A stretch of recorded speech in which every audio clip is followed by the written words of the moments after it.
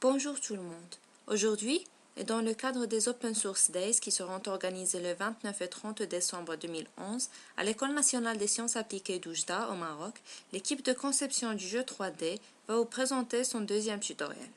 Afin d'avoir plus d'informations ou d'accéder à notre premier tuto à propos de l'installation du JDK, vous pouvez consulter le site web de l'événement www.ostnsao.net. Alors vous pouvez accéder à notre article ou bien directement au blog pour voir le tutoriel et laisser vos commentaires. Avant de commencer la scène, nous allons nous diriger vers YouTube pour voir une vidéo qui va beaucoup nous servir. Alors on tape JMonkey Engine Sky Maps dans le champ de recherche et c'est la première sur laquelle on va tomber. Ça va faire une grande partie du travail, alors vous devez la suivre d'abord. Elle va nous diriger vers ce site-là. Alors j'ai choisi Sky Map, c'est celui-ci pour faire le tutoriel et ça va faire cet effet-là sur Blender. On va alors continuer d'où ils ont terminé sur la vidéo. Alors on ouvre le projet. Alors on ouvre la fenêtre. Comme vous voyez, le projet est déjà créé d'après le tutoriel précédent sur YouTube. Alors comme vous voyez, il y a plusieurs dossiers. On clique droit sur Scène, New Empty. Alors la fenêtre s'ouvre. Ici c'est le nom par défaut. On la nomme par exemple My Scene. Voilà. Et Finish. Et voilà qu'il nous donne une scène vide. Voilà, elle est toute vide, en noir. Et les trois axes au centre. Alors on clique droit sur New Scene. Et Add Spatial Sky Map, comme vous l'avez déjà vu sur le tutoriel précédent. Alors on choisit multiples textures puisqu'on a plusieurs textures qu'on a fait sortir de Blender et qu'on a mis sur le dossier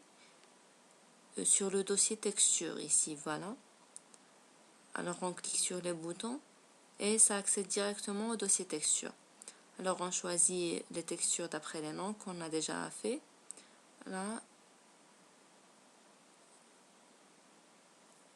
Alors vous allez voir que le Sky Map, c'est une sorte de cube et il est peint de l'intérieur avec ces textures-là qu'on va ajouter. Et c'est comme si on est situé à l'intérieur de ce cube. Alors, il y a le ciel qui est le haut de ce cube et les côtés et le bas. Alors voilà, on clique sur Finish et il nous donne la scène peinte avec ces textures. Donc, vous pouvez voir, c'est 360 degrés, ça tourne tout autour. Voilà, et ne vous inquiétez pas sur cette diffragmentation, c'est juste à cause des caméras de Blender qui ne sont pas bien situées. Alors si vous avez ce problème, vous pouvez refaire les situations de Blender. Mais la scène n'est pas encore finie, car il nous faut un terrain sur lequel tout va se dérouler. Alors on a deux façons pour ajouter un terrain. Soit on clique droit sur New Scene, Add Spatial Terrain, ou bien directement dans la barre de menu, on va sur le menu de terrain. Voilà, c'est ce qu'on va utiliser. On clique alors et il y a un menu qui s'affiche en bas. Alors on clique sur Add terrain, comme ça. On doit d'abord sélectionner la scène. Alors on clique, on choisit le size, puis le genre, c'est soit flat, soit base sur un height-map. Un height-map, c'est un peu ça. Une image en noir et blanc, où les blancs désignent des pointus, des montagnes par exemple, et le noir désigne des parties basses. Alors on va choisir flat, puis next, on laisse par défaut next, finish. On ne voit rien ici, c'est à cause de la lumière. Alors on allume la lumière et voilà qu'on va voir le terrain. Voilà. On peut directement ajouter une lumière sur Add Light dans la scène et voilà que c'est plus visible maintenant. ou directement sur le terrain. Add light. Voilà. On peut ajouter plusieurs formes de lumière, comme ça. Alors, la texture par défaut, c'est Dirt. Elle est toujours donnée avec le terrain. Voilà. Je vais vous expliquer un peu à quoi servent ces boutons. Alors, celui-là, c'est pour ajouter des bosses, des grosses... des cailloux, par exemple. Ou, voilà. Vous allez voir l'effet. Comme ça, je vais zoom.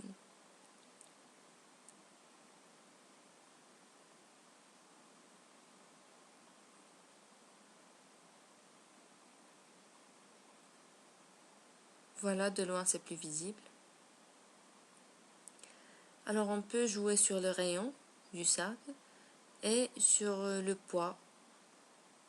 Voilà, comme ça. Et ça crée différentes formes. Des pointus. Comme ça.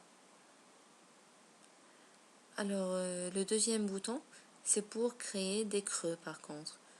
Alors, on crée un creux ici. On creuse, on creuse. Voilà. On peut jouer aussi sur le rayon. Comme ça. Et ça descend. Voilà. C'est tout simple. On diminue le rayon. Alors, cet outil-là, ce bouton-là, c'est pour donner un effet plus naturel. Voilà. Comme vous pouvez voir. C'est pour adoucir les pointus. Voilà. Alors, ces boutons-là, je vais les expliquer avec les textures. Alors, on a le choix d'avoir 12 textures en plus de la texture, celle-ci. Alors, on va changer comme ça. On ajoute la lumière. Maintenant, on va jouer un peu sur les textures. On ajoute une texture. On met une photo texture d'eau, par exemple.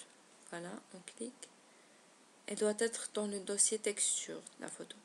Comme ça, puis OK. Et on utilise l'outil de peinture. Voilà. Et on va peindre. Comme ça. On voit la texture qui s'applique. Si on veut l'enlever, il suffit de l'enlever comme ça avec le bouton de sélection de texture. Ou on peut carrément enlever une texture. Alors, on peut voir qu'il nous reste 11. On peut ajouter une texture au-dessus d'une autre, comme ça. Mais dans ce cas, c'est pas... possible. Alors, je vais profiter pour vous montrer à propos de ces traits-là. C'est à cause de ce nombre ici, le scale. Alors, c'est le nombre de répétitions de texture. Par exemple, ici, on met 1. C'est une seule texture sur tout le terrain. C'est pour ça que c'est un peu flou. Alors, on met 100. C'est une sorte de mosaïque.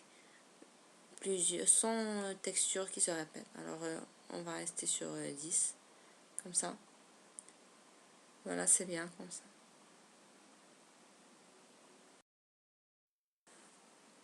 Il y a une autre scène que vous pouvez utiliser sur Gmonkey Engine.